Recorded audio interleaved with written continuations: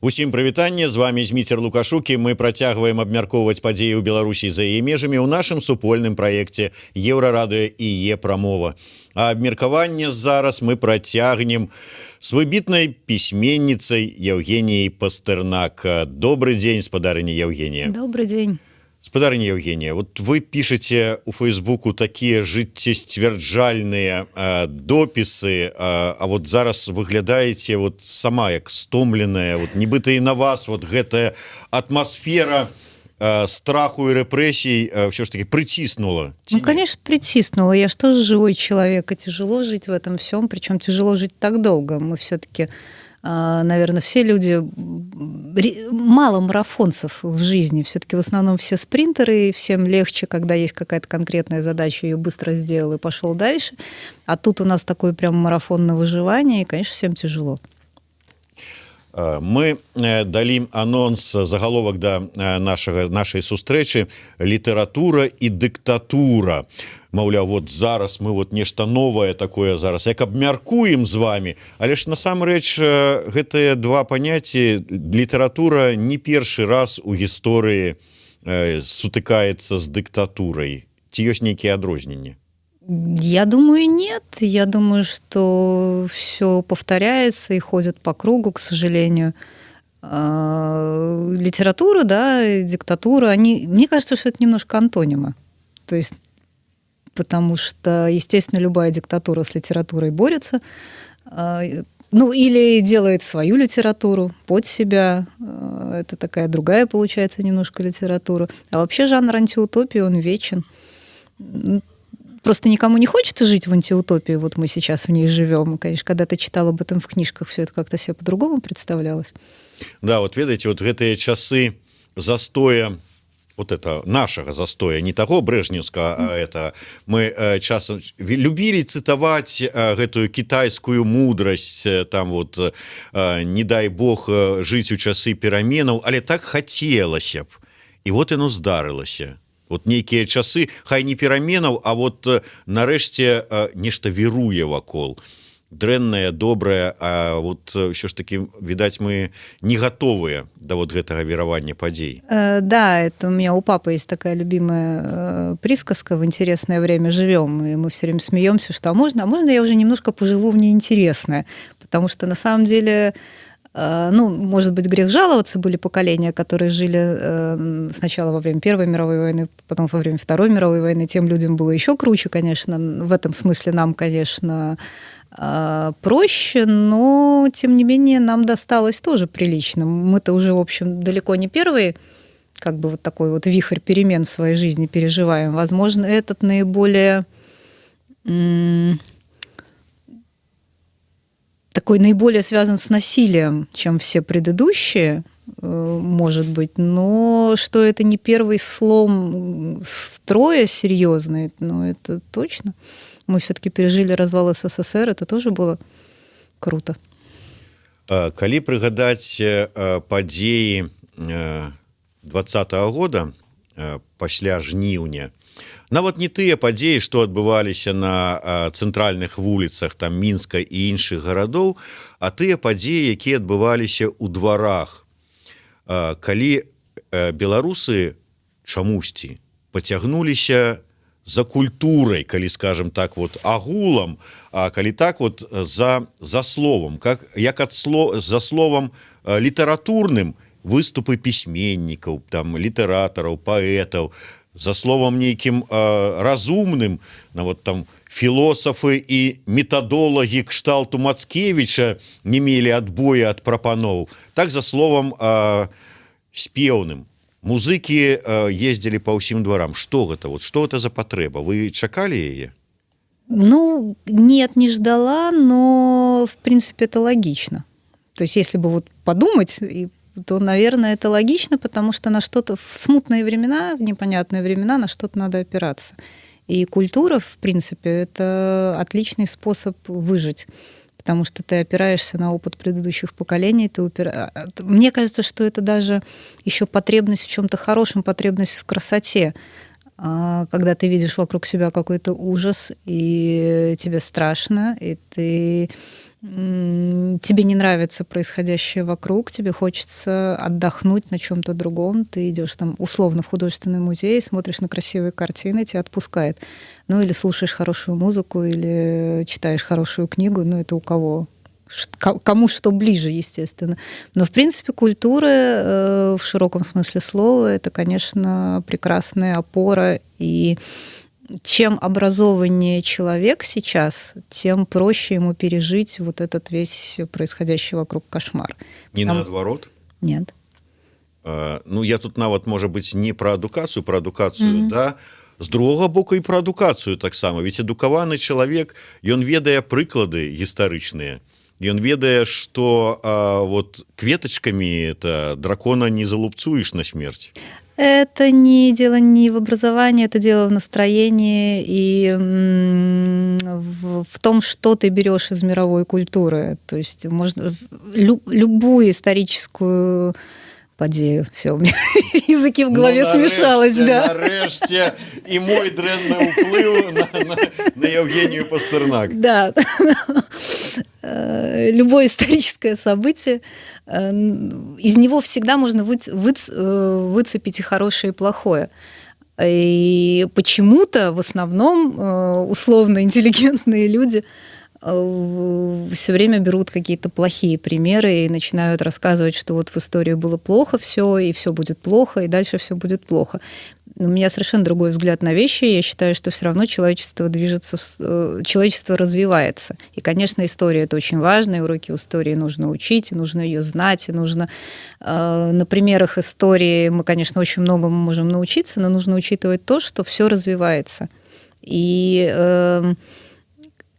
чем дальше, тем лучше. Ну, условно говоря, не каждый следующий тиран все равно лайт-версия предыдущего. То есть это ни в коем случае не отменяет, что тирания там, это хорошо, но если там углубляться в историю России, например, ну, там, не знаю, как большого государства, да, то Петр I лучше, чем Иван Грозный, условно, а Сталин все-таки тоже лучше, чем Петр I, например. Ну, мне так кажется, да. И каждая следующая версия все равно немножко лайт. И все-таки мы все равно развиваемся как человечество, и я очень надеюсь на это. Я очень надеюсь на то, что еще ни одна революция в условиях так глобального распространения интернета не совершалась. И я искренне совершенно верю, что наш опыт в этом смысле уникальный, и мы можем проскочить без жертв. Вот можем. Это часу верите? Абсолютно верю. Можем проскочить, еще раз. Можем и нет. То есть это вопрос очень тонкий, на самом деле. Мы идем по очень тонкому лезвию ножа. Может получиться, что у нас получится. Якім чынам, вот калі прыгадаць наших суседзяў, што украінцы, што расіяне, яны ад самага пачатку так вот здзекліва казалі: ну што вы там вот сваімі этими вот абутак здымаеце, на лаўку становіцеся, вот так вот вы рэжым скінеце, вот кветачкі, дорачы, вот нешта там вот зробіце вы, да нічога у вас не атрымаецца, да хто вы такія? Ну вот от самого початка. Вы знаете, жизнь так устроена, вот, ну, те, кто, может быть, делал большие какие-то проекты, вообще не имеющие никакого отношения к политике, а имеющие отношение там к чему угодно другому, я точно знаю, что вот сколько мы пытались что-то делать, и делали, и у нас получалось, за спиной всегда стояло несколько сотен человек, которые всегда говорили: у вас ничего не получится. Я настолько к этому привыкла, что я даже не обращаю внимания. То есть это абсолютно нормальная ситуация. Человек, который что-то делает, а за ним идет толпа унытиков, которые рассказывают ему, почему у тебя не получится. Поддерживают единицы, ноют сотни. Ну, это всегда. Это совершенно такой житейский процесс. Это можно объяснять по-разному, разными какими-то там психологическими штуками. Больше всего мне, конечно, близко вот этот феномен выученной беспомощности. Ну, знаете, да, когда если собаку долго бить током за то, что она пытается выпрыгнуть из клетки, она в итоге перестает пытаться и ложится. Но это ладно. Но мне больше всего впечатлило, что те собаки, которые пытаются выпрыгнуть даже после того, как их бьют током, их, скажем так, сокамерницы начинают их кусать за ноги и требовать, чтобы они не рыпались и легли ровно. И вот, к сожалению, таких собак, которые кусают тебя за пятки, их очень много. Вот как-то так. Калі казаць пра творчых людзей, ўсё ж такі ёсць такое меркаванне, што яны, ну, як это там, натуры утанчонныя, ім ўсё гэта больш баліць, чым звычайнаму чалавеку. І у такой сітуацыі ці не складаней творчаму чалавеку неяк вытрымліваць гэты ціск?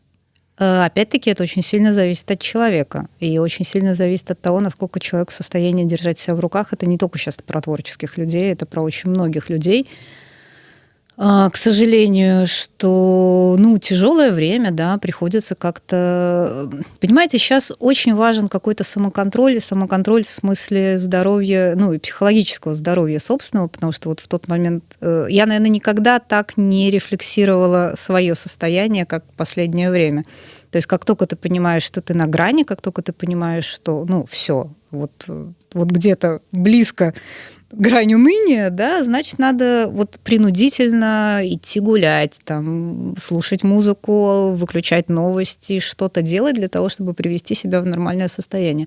То есть не сваливаться туда, не залипать, не проваливаться, потому что от того, что мы все сейчас ляжем лицом к стене и в унынии, лучше не станет, будет только хуже. На самом деле добиваются-то этого, да, чтобы все сложили лапки, сели и перестали что-то делать.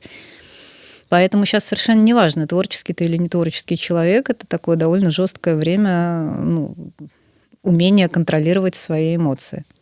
І, можа быць, ўсё ж такі гэтае пытанне па-іншаму там зададзена, але дзе знайсці сілы, у чым знаходзіць сілы? Я не ведаю, там, якую песню паслухаць, якую кнігу пачытаць. Но это же очень индивидуально для всех. Кто-то занимается спортом, кто-то занимается сексом, кто-то читает, кто-то просто там играет с детьми, кто-то гладит котиков. Вот что вам...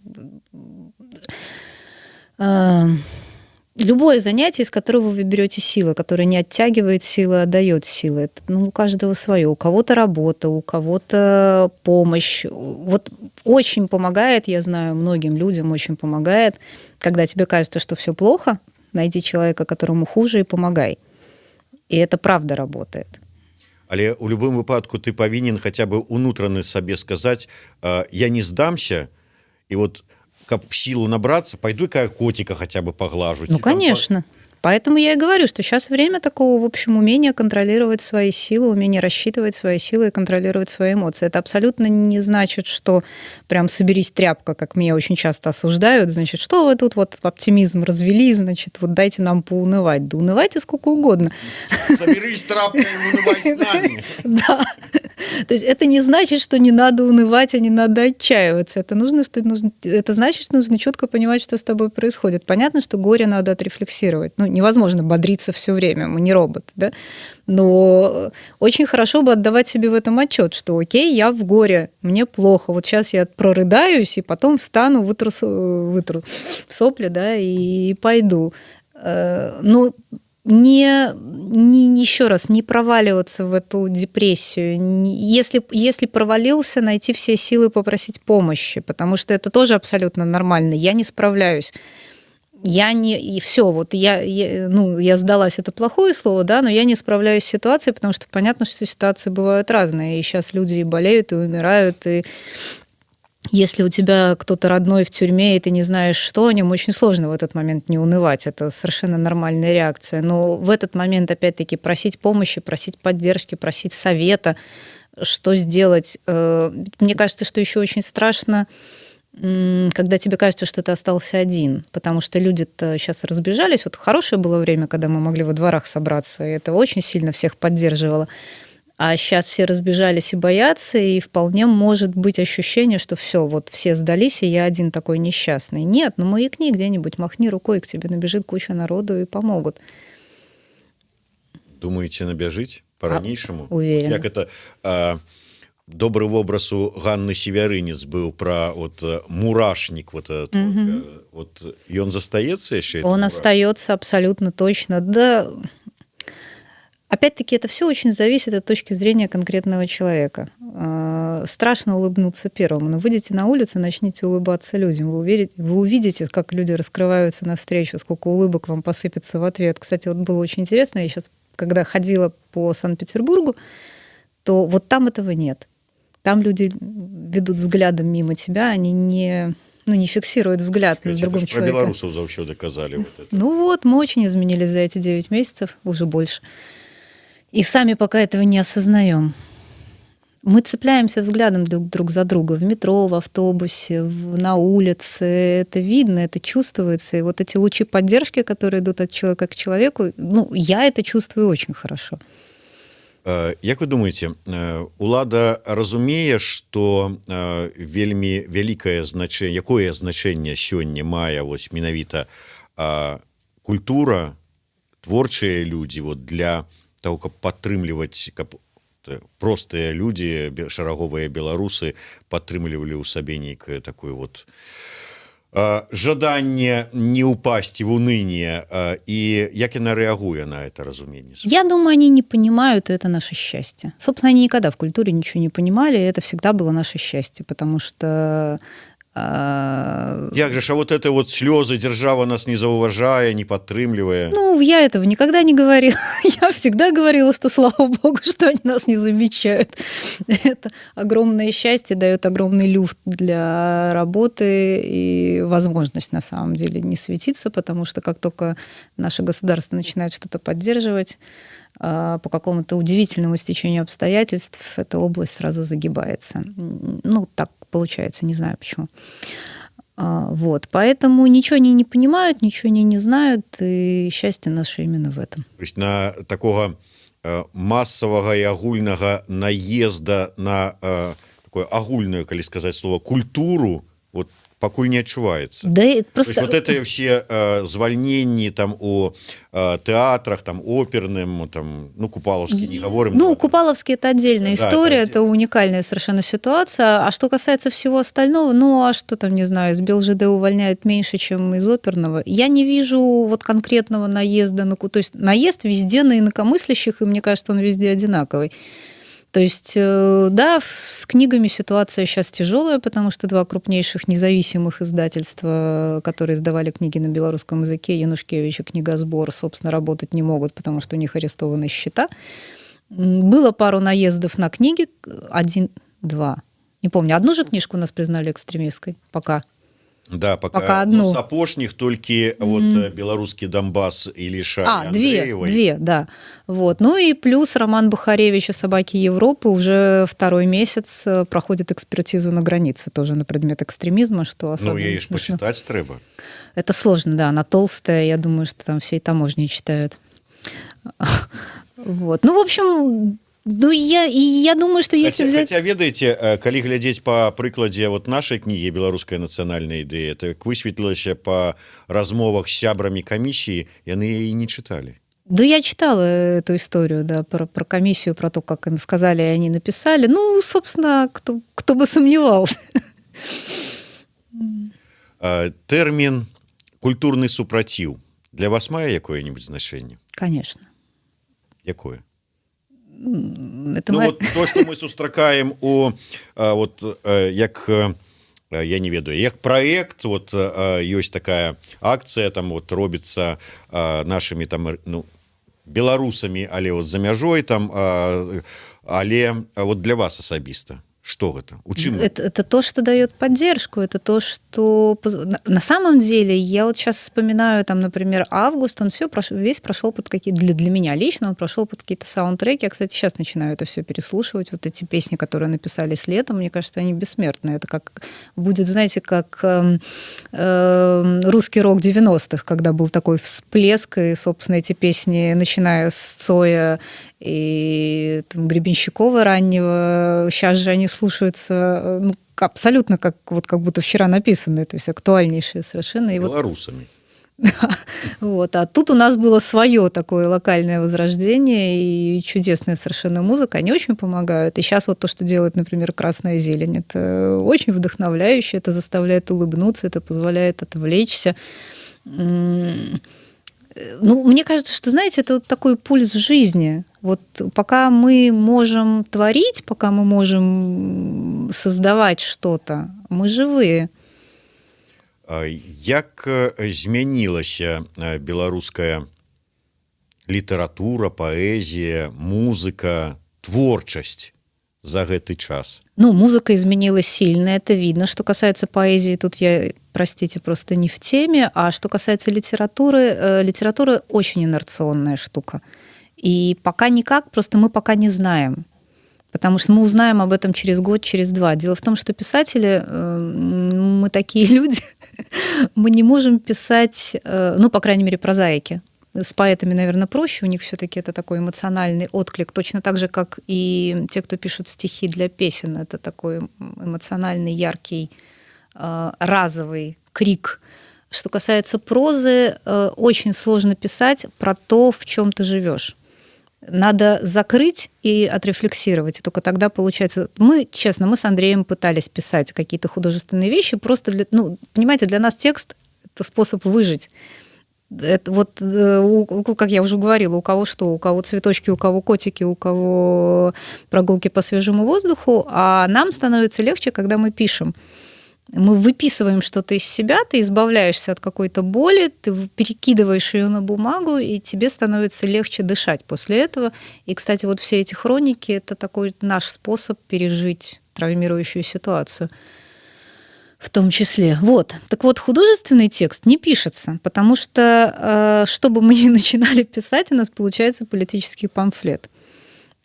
Слишком больно, слишком горячо, слишком непонятно, слишком сумбур эмоций внутри. Мы совершенно не в состоянии стать над ситуацией. Мы внутри, и лучшие книги о том, в чем мы сейчас живем, появятся через год, я так думаю. Дзякуй Богу. А то, калі уже узгаданая Ганна Северынец, я спытаўся, калі ж нейкая мастацкая літаратура по апошнім падзеям. Он кажет, годов праз 30-40, не раней. Уже праз год уже как-то все-таки ближе. Хотелось бы и почитать. Да. Нет, я думаю, что быстрее, чем через 30-40. Все-таки через 30-40 это будут писать те, кто сейчас был детьми, условно говоря. Да? Вот они сейчас, им, допустим, 10, через 40 лет им будет 50, они будут уже маститыми писателями в тот момент и будут писать воспоминания о детстве. Мне кажется, что это будет уже не то. Должны писать люди, те, кто через это все прошел. А то атрымаецца по принципу, что зараз вельмі сумуюць по СССР. Да. Или точно так же, как я сейчас начну писать про 90-е. Я все время, когда разговариваю с людьми, которые в 90-е были взрослыми уже, то есть, получается, я в 90-е была, заканчивала школу, была студенткой. И то есть для меня 90-е – это сплошные счастья, совершенно розовые какие-то там окутанные влюбленностями и там новым вузом и друзьями и там всем это все подсвечивает это все розовыми красками. И я так, конечно, помню, что были какие-то очереди, что каких-то там денег не хватало. Но, понимаете, меня как студентку это очень мало тогда заботило. То есть я как бы это все помню, но для меня все это совершенно не важно. То есть, важно свобода слова, там споры до рассвета, это все, возможность там читать какие-то фантастические книги, которые появились в свободном доступе. То есть для меня 90-е окутаны ореолом прекрасного. что совершенно не так для людей, которым было не на что жить, и которые, там, я не знаю, из научно-исследовательских институтов уходили в челноки и возили какие-нибудь там лифчики из Польши, потому что жрать было нечего. Понятно, что мы жили в одно и то же время, но отношение к этому времени у нас совершенно разное. Я думаю, что про нынешнее время будут точно так же рассказывать. Для кого-то это будет флёр там любви, счастья и свободы, а у кого-то близкие люди от ковида погибли. І ўсё ж таки, от калі вярнуцца да, скажем, паэзіі, музыкі, якая, вот як вы сказали, отрэфлексавала на падзею сваімі эмоцыямі. Вот гэта да, гэта наклалася і вельмі так знайшло водгук у нас менавіта ў гэты момант. А ці вартае гэта будзе пераслухаць ці перачытаць там праз 5 гадоў пасля перамогі? Но мы же слушаем «Перемен» Цоя, но мы же слушаем «Аквариум», мы же слушаем, там, не знаю, «Алису» и массу других вот этих текстов, которые сейчас скребут за душу. Что-то, конечно, останется, что-то нет, что-то останется. Что останется, непредсказуемо, узнаем через 5 лет. Это всегда непредсказуемо. Кажется, что вот это шедевр мы будем помнить вечно, через 5 лет ты даже не помнишь название, а помнишь что-то совершенно другое. Через 5 лет все узнаем. Наколькі вот вам падаецца верагодна, не, вы, конечно, зараз ізноў скажаце, это вельмі індывідуальна, але тым не менш, памятаеце, у савецкім фільме про чырвоную шапачку быў такі момант, калі маленькая прынцэса сказала: полюбишь меня как миленький. Да, залюбишь меня как миленькая. Да. Вот столько дубинок, столько магчымасцяў, вот так вот, чтобы залюбили как миленькие. Литераторы, вот, творчие люди залюбят? Ну, конечно, нет. То есть вообще, я помню прекрасный разговор с детьми, когда мы рассказывали. У нас очень часто спрашивают, можно ли заставить любить читать, и мы все время говорим, что глаголы «заставить» и «любить» вообще не могут стоять в одном предложении, потому что это невозможно. Заставить любить невозможно. Можно заставить, можно подчинить себе, но заставить любить невозможно. Когда-то подросток прекрасно парировал. Он говорит, ну ведь можно любить заставлять. Вот к вопросу о том, что нельзя ставить их в одном предложении. У Стругацких в «Гадких лебедях» есть мой любимый персонаж, доктор Квадриго. Как вы помните, это гениальный живописец, который рисует портреты президента, абсолютно спившийся, несчастный. Вот как-то так я вижу тех, кого заставили любить. То есть если это действительно талантливый человек, то он, конечно, может подчиниться, но талант, к сожалению, пропадает. Это вот такое папярэджанне усім, хто раптам вырашыць папрацаваць на пропаганду, там, на оправдание. Ну да, цена, это абсолютная сделка с дьяволом, вот просто совершенно классическая история, то есть твою душу покупают, но ты платишь за это всегда очень дорогую цену. То есть если это действительно талантливый человек, то есть есть же очень много просто ремесленников, им действительно реально все равно, что рисовать. То есть хочешь зайчика, хочешь там кувшинчик, хочешь дедушку Ленина, неважно. Или там тексты писать, хочешь там про это, хочешь про это, хочешь там про это, хочешь хорошее, хочешь плохое. Ну, то есть я же профессионал, я могу и так, вот. Но, а если это действительно талантливый человек, то, к сожалению, платить приходится дорого. То есть творчесть и, я не ведаю... Гений и злодейство. Як то, антонимы? Ну, нет, просто, понимаете, есть же люди, которые искренне заблуждаются. Ну, в нашей ситуации нет. Но, в принципе, я верю, что существуют какие-нибудь гениальные люди. Я вот, кстати, не знаю, вот я сейчас думаю мучительно, пытаюсь придумать какой-нибудь из истории пример. Ну, наверняка, например, во времена Сталина были какие-нибудь кинорежиссеры, например, которые искренне там снимали какой-нибудь что-нибудь такое восхваляющее. Вот серьезно, что-то у меня какой-то блок в голове, не могу ничего придумать. Ну, вот калі ўжо ўзгадалі часы сталінізма, але ж прыгадайце, нават тыя, от беларускіх возьмем, літаратараў ці паэтаў, вот якія ну відавочна ну не падлюблівалі скажем так вот Сталіна ці гэты рэжым, але ў кожнага абавязкова ёсць верш там ці там пра Сталіна, ці Купалу, ці Коласа возьміце любога, у іх ёсць там, ці калі літаратара пісьменніка абавязкова што-нибудь там пра савецкую вёску там вот. Да. Так и тут можно не любить, але... Во-первых, надо всегда смотреть на качество. Тут очень хочется сказать, отвечает Анна Северинец. Жалко, что ее с нами нет сегодня. Ведаете, яна сегодня с нами будзе, але поздней. Вот, спросите у нее, пожалуйста, об этом. Но мне кажется, тут надо очень смотреть на качество этих стихотворений. Я ничего об этом не могу сказать, я просто не в курсе. Вот, но мне кажется, что... Ну, опять-таки, помня, например, историю детской литературы, и, например, стихи, там, которые писали Барто или написали там, Михалков, но они же очень плохого качества. Ну, я имею в виду вот эти вот... Одно дело уронили Мишку на пол бессмертный, да, а другое дело что-нибудь там про счастливое советское детство. Ну, оно немножко другое. Это всегда такое... Просто это все очень.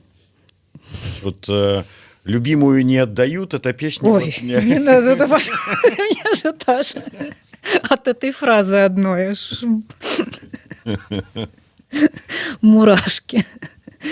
Вам не падаецца, што вот ва ўсёй гэтай сітуацыі, да, вот мы зараз з вами перад пачаткам этой размовы жартавалі пра тое, што сёння дзень абароны дзяцей, што беларусы, в прынцыпе, у гэтай ва ўсёй сітуацыі зараз вельмі падобныя на дзяцей, вот якія альбо разгубіліся, не ведаюць, што далей рабіць, альбо якім патрэбна падтрымка і суцяшэнне. Гэта так сапраўды, ці я там как бы перабольшваю, ці как это моя там любіць говорить, уничижаю. Я думаю, белорусы сейчас подростки. Это на самом деле прекрасный возраст, когда все у тебя впереди, и все у тебя обязательно получится. Да, конечно, нужна поддержка. Ну, я вот... Тут немножко аналогия все-таки неправильная, потому что если мы дети, то должны быть взрослые. Взрослые кто? То есть я бы все-таки на взрослых... ОМОН. Ой. Тогда можно без поддержки. Если мы как нация еще дети, еще подростки, тогда предполагается, что есть какие-то нации более взрослые, но я вот в этой аналогии я не вижу никакой помощи от этих взрослых, и толку от них никакого нет. Вот в реальной ситуации взрослые, правда, могут что-то помочь и подсказать, а в случае становления нации, мне кажется, что нет. Ну, опять-таки, разве что изучать какой-то мировой опыт, там, читать книжки, смотреть фильмы, смотреть на красивые картины и вообще знать историю хорошо. И тогда какие-то исторические закономерности могут нам что-то помочь и подсказать. Но, понимаете, это все равно помощь и подсказка, а все равно будет не так. Вот я все равно абсолютно уверена, что каждая из наших стран, которые существуют и растут после развала Советского Союза, каждый этот путь пройдет по-своему. И, конечно, очень важен опыт соседей, и его нужно изучать, из него нужно брать какие-то уроки. И на самом деле очень важно, что перед нами была Украина, и можно сейчас, глядя на них, постараться обойтись без жертв. Ну вот я все-таки гну свою линию. Для меня это очень важно, чтобы все-таки не гибли люди. Это вот, ну, для меня это прям самое, наверное, важное, что может быть в этой истории. Вот. И знаете, когда вот есть такие торопыги, которые кричат, что а давайте вот как в Киргизии надо было там бежать и устраивать революцию, я все время думаю, что может быть мы платим сейчас временем за жизнь. Ну, то есть мы сделали это не быстро. Не житьем за свободу, а... Да, что у нас вот этот процесс растягивается, но мы тем самым сохраняем человеческие жизни. Если это так, то я готова терпеть дальше, потому что... А не боитесь не дожить? Нет, не боюсь. Ну... То есть гэта абавязкова дажыву, ці не дажыву и ладно, галоўнае вот... Не, я абсолютно уверена, что доживу. То есть тут у меня даже никаких сомнений нет. Мне б вашу упэўненасць. Обращайтесь. Вот і звярнуўся ж нарэшце. На заканчэнне мне хацелася б ваше меркаванне. Вот мы не адзін раз і сёння ў тым ліку гаварылі пра змены, якія адбыліся у грамадстве ўвогуле і ў беларусах у прыватнасці. На ваш погляд, наколькі незваротныя гэтыя змены? Сложный вопрос и болезненный очень, потому что если бы вы меня спросили об этом осенью, я бы сказала, что, конечно, это все обратно в тюбик не запихнуть, и что такое количество людей не запугать. Так, да. Сейчас расскажу дальше, что запугать такое количество людей невозможно. Оказалось, возможно. Меня это, конечно, очень расстраивает, и именно то, что страх все равно побеждает, что все равно очень многие люди все равно сидят тихо и боятся высунуться. И это меня, конечно, очень сильно пугает, потому что вот ты понимаешь, что действительно террор работает. Как бы это ни было противно, опять-таки, никакое количество прочитанных книжек не помогает. И хотя рецепт один за всех и всех за одного в миллионах книжек и в миллионах подростковых историй, и кажется там, когда читаешь, но все же так просто. Ну, уволили одного, 25 заявлений на стол, и все, и никого не уволили. Но в жизни почему-то так не работает. Вот. И вот это, конечно, пугает и расстраивает, но с другой стороны, в каком-то смысле действительно эту пасту обратно в тюбик не запихать, потому что август и осень с нами были, и мы этого никогда не забудем. Это забыть невозможно. Возможно, вот у нашего поколения, и особенно у тех, кто помладше, у нас-то хоть 90-е в жизни были, да? А у тех, кого там лет 30, и у них это первый опыт такого объединения наций, таких эмоций, такого мощного драйва. Но это совершенно ни с чем не сравнимые эмоции, как плохие, так и хорошие. И это, безусловно, след на всю жизнь, чисто эмоциональный, такое не забывается, такое не прощается. И вот это, ну, нас можно убрать с улиц, но из головы у нас это никак не стереть. Перегорнуть эту сторонку. Ну, если у кого-то получается, то флагом в руки, но у нормальных людей нет. Ну, у Симонян вот получается.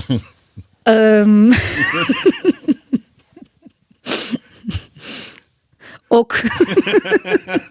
Добрый адказ.